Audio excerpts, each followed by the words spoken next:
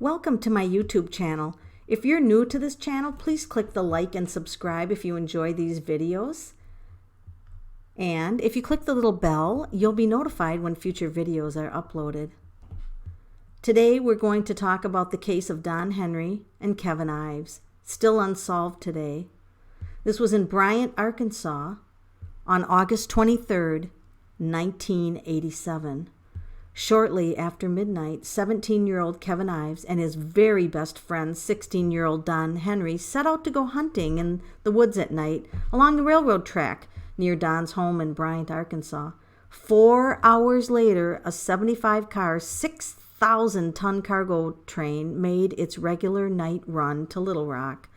It was over a mile long and traveling at speeds of over 50 miles an hour. As it approached Bryant, engineer Stephen Schroyer noticed something on the tracks. He then realized it was two boys, motionless. They were Kevin and Don. They appeared to be covered by a light green tarp. Don's .22 rifle lay beside them. They were lying parallel on the tracks.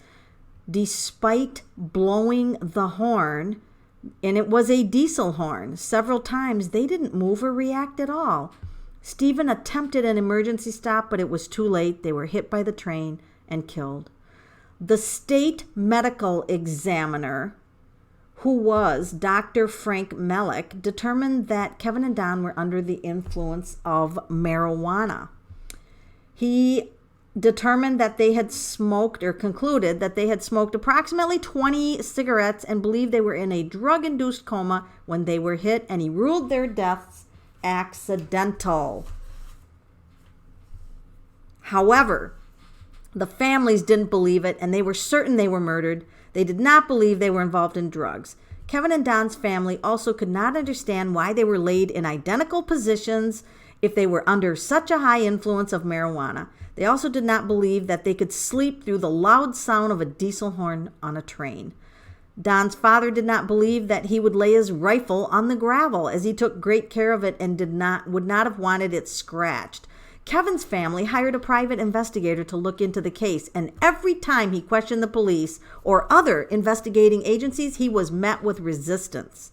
They seemed to be unwilling to cooperate or change their opinions on the case. 5 months after their deaths, Kevin and Don's parents held a press conference hoping to get the case reopened. The plan worked. The next day, it was officially done so, and prosecutor Richard Garrett had Kevin and Don's body exhumed for another autopsy. A new pathologist concluded that they had smoked between 1 and 3 marijuana cigarettes, much less than what was concluded prior. He also found evidence to indicate that one of them was already dead and the other was unconscious when they were hit by the train. In July of 1988, a grand jury reversed the ruling of accidental death and ruled their death a probable homicides. Garrett next focused on the light green tarp allegedly covering Kevin and Don. Multiple witnesses on the train confirmed seeing it covering them. However, the police who were initially on the scene later claimed that Stephen never told them about it, even though he insisted he did. Although the initial investigation claimed it didn't, Garrett is certain it was there, and strangely, it's never been found. 6 weeks after the case was reopened, Garrett found that a similar case occurred in Hodgkin, Oklahoma, in which two men, Billy Hainline and Dennis Decker, were found lying on the railroad tracks, hit by a train positioned exactly identical to Kevin and Don, and the police have found no suspects in their deaths. Garrett and Kevin and Don's families are convinced they were murdered. However, they don't know why the murders were committed, and the cases remain unsolved. A week before Kevin and Don were killed, an unidentified man wearing military fatigues was spotted in the vicinity of the tracks. His behavior aroused suspicion, and police officer Danny Allen stopped to question him. Suddenly, he opened fire on Danny Allen. The area was searched, and he was never found. On the night that Kevin and Don were killed, the witnesses again saw the man in military fatigues, and this time he was leaving town, heading down a road less than 200 yards from the spot where Kevin and Don were later hit, and police once again have been unable to identify him. The case first aired October 12, 1988. It was the subject of a book, The Boys on the Track, by Mara Leverett, published by Bird Call Press in 1999. It ranks as one of the most remembered ones in the series. Scott Johnson and Norman Ladner are the two cases involving youths that might have been murdered after observing drug drops. Prosecutor Richard Garrett had another autopsy done on Kevin and Don, and it stated that there were evidence of stab wounds on Don's shirt, and Kevin had apparently been struck in the head with a rifle butt. As a result, this was a definite homicide. Tips suggested that Kevin and Don were murdered by drug dealers, and they may have stumbled onto a drug drop. Garrett later interviewed Robert Stack. He claimed there is drug trafficking throughout Bryant, and it's also connected to several other states. He believes that Kevin and Don stumbled on a drug lab that was manufacturing meth, and they were killed as a result. He also suspects that there's some sort of police cover-up in the case. However, no suspects have been named.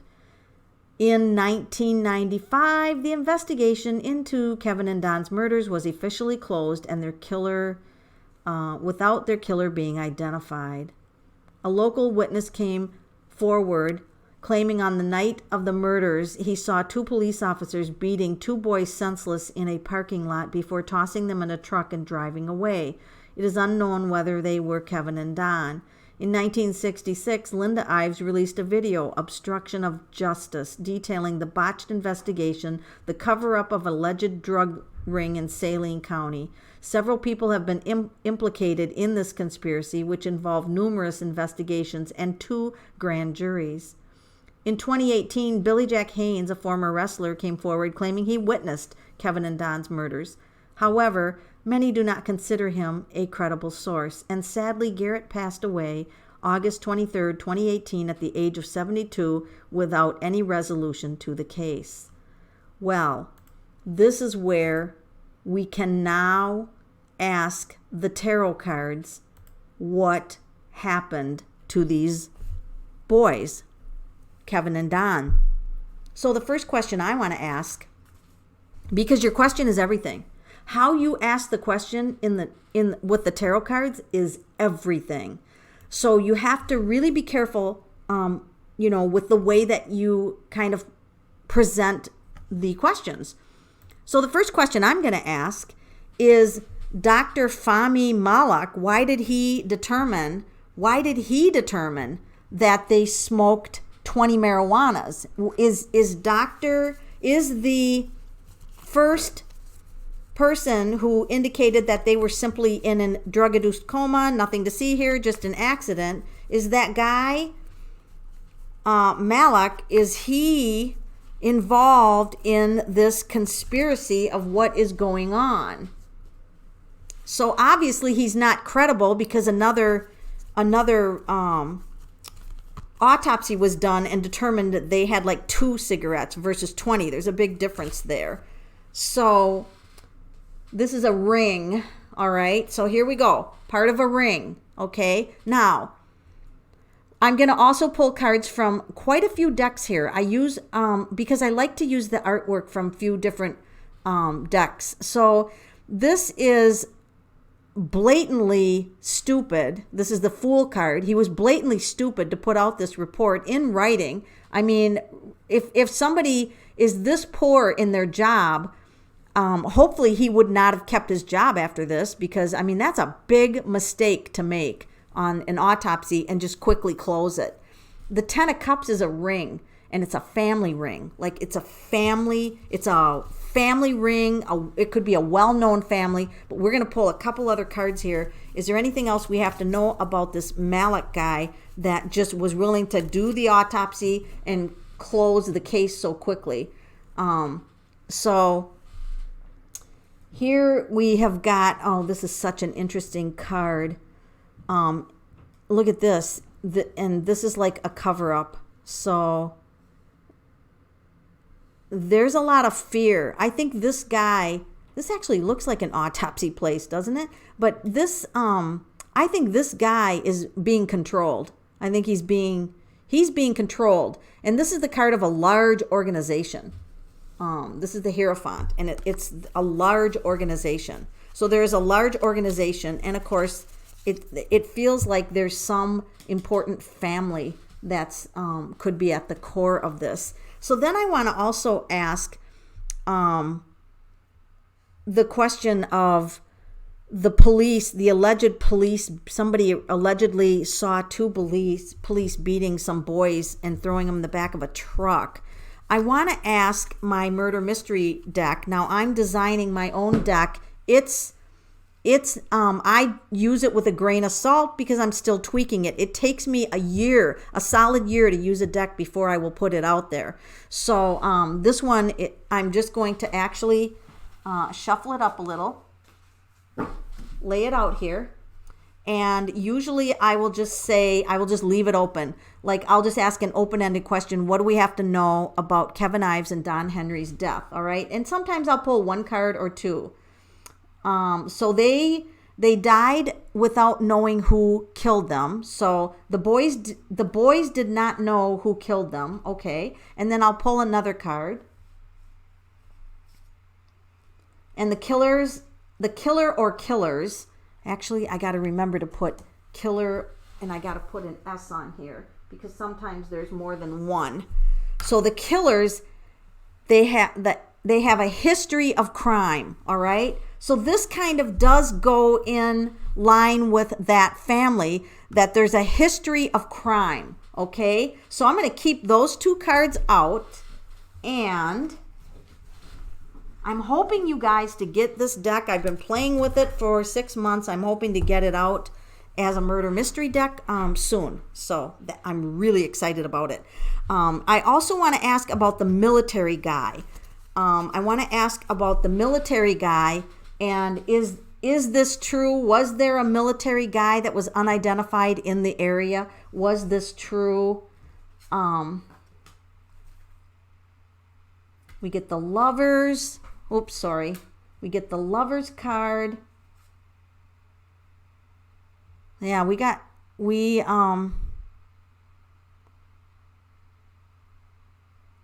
definitely got, and look at the Lovers card.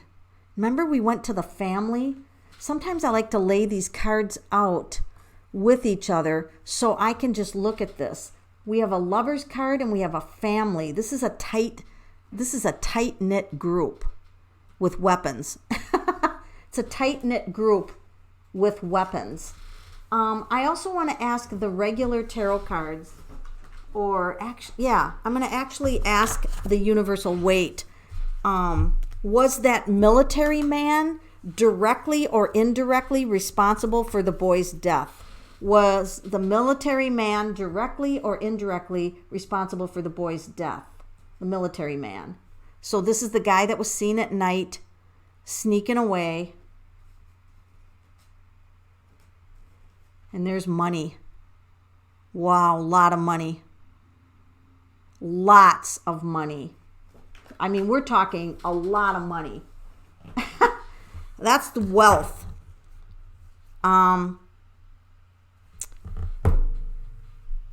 So because of those cards, I'm going to indicate that he was indirectly involved. That is my conclusion on those cards, if you're wanting to know of that question. So then I'm going to also just ask the Haunted House Tarot to give me the story of what exactly happened that night. And I'm going to just pull a few cards, and then I always use another deck with this one. So this is called the Haunted House Tarot. Looks like that for anybody interested in the tarot. And I'm going to ask, tell us the story of what happened to Kevin Ives and Don Henry the night they were murdered, if they were murdered. So Six of Cups, they had a long history of friendship. That's the Six of Cups. They had a long history of friendship. That's what that card's about. And believe it or not, for a Haunted House Tarot, that's one of the nicer cards in the deck. The boys had a friendship. So Nine of Cups can do with addictions and things being lined up here. They had everything lined up, so everything was lined up.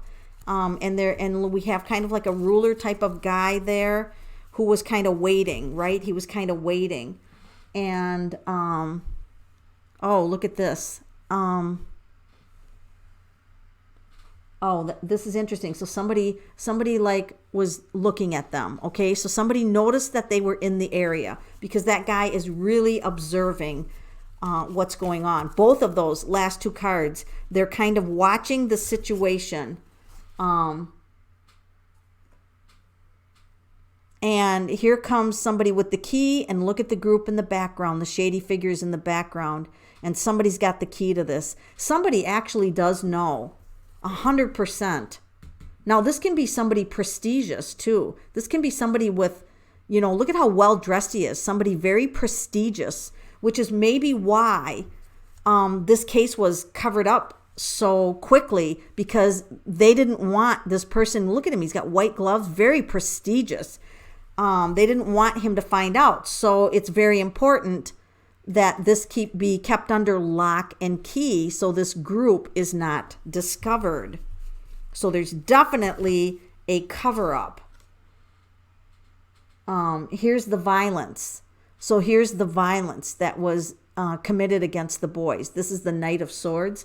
Violence. So the boys died a very violent. There was a lot of violence around their death.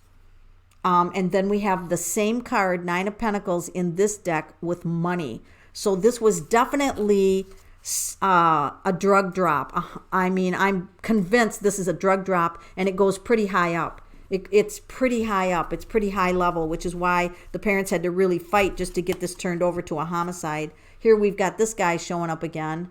And of course, the Hierophant is a large organization. We've got large organization everywhere here. Huge cover-up. This is a huge cover-up. So I'm going to ask my regular cards, is this going to be solved?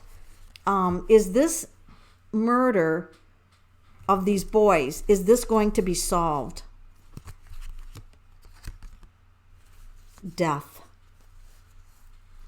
So people are kind of afraid to come forward too much because they're afraid that they'll be killed in the process of coming forward. So this must be, oh, but look at this, Knight of Pentacles. This is the best card that I've pulled yet, Knight of Pentacles. This actually could be solved. Somebody could make a mistake, and this case could actually be reopened due to somebody's focused on this. There is somebody still focused on this, and this still could come to an end. I feel like Kevin Ives, I feel like he wants to come through and say something, so I use the steampunk deck to communicate with spirits. And so I show the backs of the decks for the tarot readers who might watch this, who might have the same deck, and they can pull the cards that I've pulled. That's why you'll see every so often I'll flash the back of the deck. Kevin Ives, what do you have to say about what happened to you? What is, and we're just allegedly trying to communicate with him. He's very confused. This is the Seven of Cups. He doesn't know what happened to him. And that kind of was indicated in the murder mystery, that he didn't know what happened to him. He was very confused at the time that he passed away. So the next thing he knew, it's like he woke up dead. This is what he said. He literally didn't know what hit him, and he like woke up and he was in the clouds above his body, and he was deceased. And so he doesn't know who did it. Let's try talking to Don Henry. Don Henry, if you can come through, do you know who or what happened to you, Don Henry? Don Henry comes through with a different energy. Don Henry saw. So when I asked the question on my murder mystery, I should have asked it per each of them and not lumped them together. He saw what happened to him, okay? So he saw what happened to him. But did he know? Do you know who actually did it? You saw them, but do you know who did it? Okay, Ace of Pentacles for me is always the yes card. So he does know who did it. So Don Henry, who did it? Who did this to you? And oh God, let us hope that the steampunk can give us enough details. Who did this to the boys, Don Henry?